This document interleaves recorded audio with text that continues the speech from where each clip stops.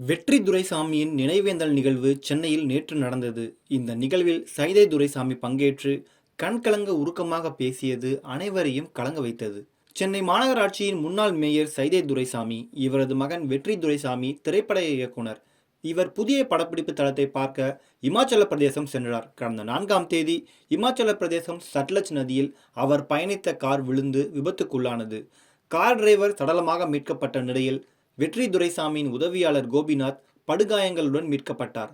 இந்த விபத்தில் வெற்றி துரைசாமி மாயமானார். போலீசார், தீயணைப்பு வீரர்கள், பேரிடர் மீட்பு படையினர், நீச்சல் வீரர்கள் கடந்த 8 நாட்களாக வெற்றி துரைசாமியை தீவிரமாக தேடி வந்தனர். இந்த நிலையில் 8 நாட்களுக்கு பிறகு வெற்றி துரைசாமியின் உடல் 12ஆம் தேதி கண்டுபிடிக்கப்பட்டது. விபத்து நடைபெற்ற இடத்தில் இருந்து 2 கிலோமீட்டர் தொலைவில் வெற்றியின் உடல் மீட்கப்பட்டது. பாறையின் அடியில் உடல் சிக்கியிருந்த நிலையில் அவரது உடல் மீட்கப்பட்டது. இதையடுத்து தனி விமானத்தில் வெற்றியின் உடல் சென்னை கொண்டு வரப்பட்டு தகனம் செய்யப்பட்டது. இந்த நிலையில்தான் வெற்றி துரைசாமியின் நினைவேந்தல் நிகழ்வு சென்னையில் நேற்று நடந்தது. இதில் வெற்றியின் படத்துக்கு சைதை துரைசாமி மலர் தூவி அஞ்சலி செலுத்தினார்.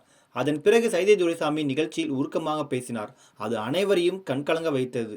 அந்த நிகழ்வில் அவர் கூறியதாவது: வெற்றியின் நிகழ்வேந்தல் நிகழ்வு இன்னொரு மகனான எய்ம் வெற்றி ஏற்பாடு செய்திருந்தார்.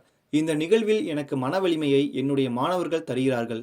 மனிதநேயத்தில் படித்து அனைத்து துறை அரசு பணிகளிலும் இருக்கிற மாணவர்கள், அப்பா கவலைப்படாதீர்கள், நாங்கள் உங்களுக்கு மகனாக மகளாக இருக்கிறோம் என சொன்ன அந்த ஆறுதல் வார்த்தை தான் என்னை வலிமைப்படுத்தி இந்த சோகத்தில் துக்கத்தில் இருந்து கொஞ்சம் கொஞ்சமாக விடுவிக்கிறது.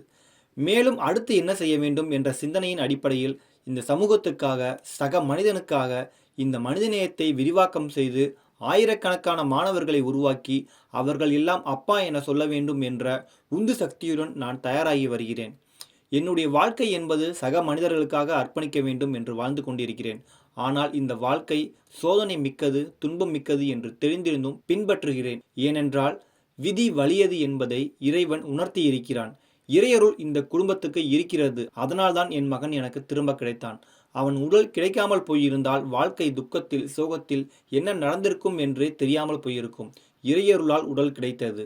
அப்படியென்றால் நான் செய்த காரியங்கள் எல்லாம் இறையருள் பெற்றதாக இருக்கிறது என்று இனி அதை விரிவாக்கம் செய்து இந்த சமூகத்துக்காகவும் சக மனிதர்களுக்காகவும் வாழ்வதுதான் இந்த பிறப்பின் வாழ்க்கையின் அடையாளம் என்று உணர்ந்து அதனை நோக்கி பயணித்துக் கொண்டிருக்கிறேன். இந்த நினைவேந்தல் நிகழ்வு என் மகனுக்கு நடக்கும் என்று ஒரு காலம் கனவில் கூட நான் நினைக்கவில்லை.